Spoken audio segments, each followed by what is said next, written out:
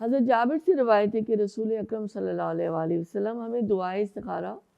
اس طرح سکھلاتے تھے جس طرح قرآن مجید کی کوئی صورت ہو، یعنی اس طرح سے سکھائی جاتی تھی نا۔ تو یہ دیکھیں میں ترجمہ آپ کے سامنے رکھ رہی ہوں۔ یا اللہ میں تجھ سے تیرے علم کے ساتھ تیرے خیر کا سوال کرتی ہوں،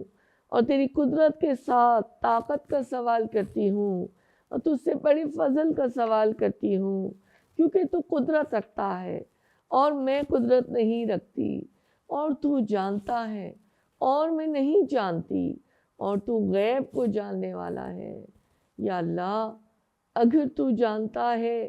کہ یہ کام میرے لیے، میرے دین، میرے معاش اور میرے کام کے انجام سے بہتر ہے تو اسے میری قسمت میں لکھ دیجئے اور اسے میرے لیے آسان کر دیجئے، پھر میرے لیے اس میں برکت ڈال دیجئے۔ اور اگر تو جانتا ہے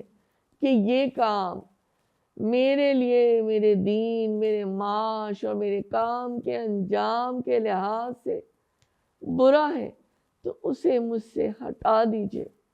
اور مجھے اس سے ہٹا دیجئے، اور میری قسمت میں بھلائی کر دیجئے جہاں کہیں بھی ہو، اور پھر